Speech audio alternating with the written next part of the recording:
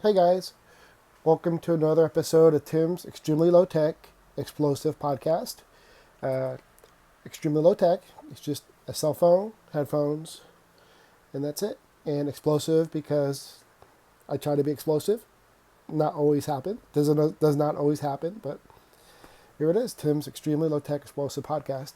Today I'm going to do something very, very different. Normally on my podcast, I come down with a list of TV shows or music or movies, anything pop culture, because I'm a huge pop culture fan of movies and TV and whatnot. But today I want to do something really, really different. Um, some of you saw my post yesterday. It was the 4 year anniversary of my mom's passing. Uh, so today I kind of want to go over or talk about the power of prayer, the power of God, the power of community, power of friends, of love. I usually don't do the things. Uh, I could, people call me a hypocrite. I talk about God a lot, but I don't go to church. Like I love my church, but it's been a long time since I've been there. Between work and for a bunch of reasons, no excuses for not going. But today I want to talk about what happened 4 years ago.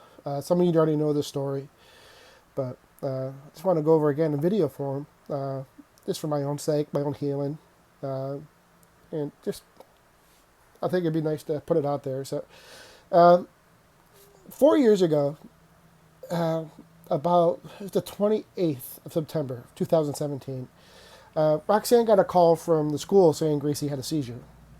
We flew down there, checked on her, excuse me, checked on her, and she looked absolutely horrible. Stomach was distended. She was out of it. She was unaware, didn't know where she was, didn't know us. Called the ambulance. Ambulance brought her to Vanderbilt Children's Medical, Monroe. Uh, um, and she was admitted right away. Um, Her stomach was very distended, very hard. She was out of it. I'll put up a picture next to this so you guys can see how she looked. It's a picture of that day. She looked horrible. Uh, and meanwhile, while all this was happening, my mom up in Massachusetts was in the hospital with pneumonia, fighting for her life. Uh, we had all that going on at the same time. So uh, I had left to go get some clothes. I knew there's going to be extended stay for Roxanne and Gracie at the hospital. I went to go get her some clothes and Gracie some clothes and knickknacks. And while I was gone, the doctors came in and told Roxanne, listen, uh, Gracie needs surgery. You need to decide, what you want to do. But also keep in mind that Gracie's medically fragile. Surgery is very risky. Uh, no guarantees anything's going to happen. So you guys need to make a decision. So Roxanne said, hold on, wait till my husband comes back, and we'll decide what we need to do. Uh, so when I come back, we were discussing it. The doctors came in and said, listen, we're going to hold that thought. You have overnight to decide what you want to do. If you want to have the surgery or whatnot. I can't remember what the other options was, but it's either surgery or nothing, basically, at that point. So of course, we reached out to our community, asked for prayers and good thoughts and all that. And you guys came in with bundles and bundles. We had hundreds of people sending us prayer requests and people sharing, on their their Facebook post, pictures of their kids with Gracie and asking for prayers and everything. So I ended up going home because there's not much room for the whole family to be there at Vanderbilt. So I went home. Uh, and the very next morning, I woke up and got a call from my brother and my sister that my mom had passed away. Pneumonia was too much. She's too weak. Uh, so she was not able to make it. So she had passed away. So I called to tell Roxanne, and she looks at me and she goes, it's a miracle. Or she looks at me on the phone, obviously, so she didn't look at me. So it's a miracle. Whatever blockage Gracie had is gone. Overnight, went away. It's no longer there. Uh, and surgery is no longer needed. So basically, two things happened. Um,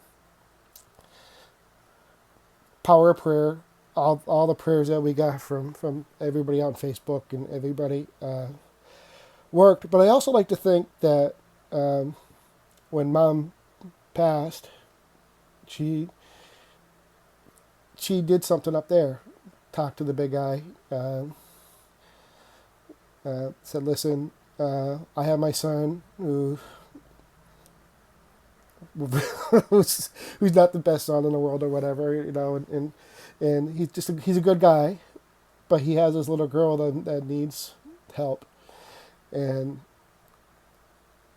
God did his thing and saved Gracie, and to me, that could not have been done without you guys praying, um, uh, asking for all the good thoughts, sending prayers."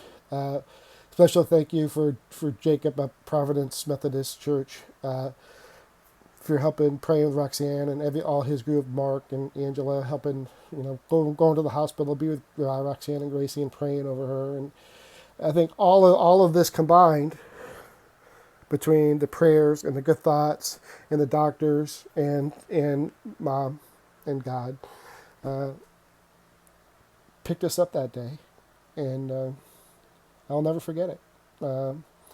To me, it seems like yesterday. It's just a great story.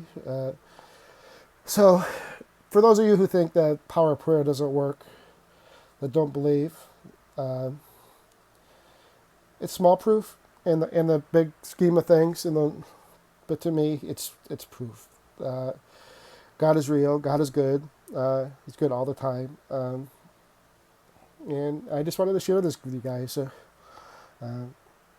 amazing I did this without bawling my eyes out. I came close a couple times, but thank you guys for being here. Thank you for watching my program, my podcast, and just thank you very much. I love you guys. Looking forward to all the great things we're going to do. I'm looking forward to doing another podcast. I hope you guys like it. Sorry for being mushy today. I'll probably go back to normal stuff next time, but I just wanted to share with you guys. It's been weighing on my mind, and I wanted to do this. I needed to do this for my own sake, and just thank you guys. I love you. We'll talk to you later, and bye.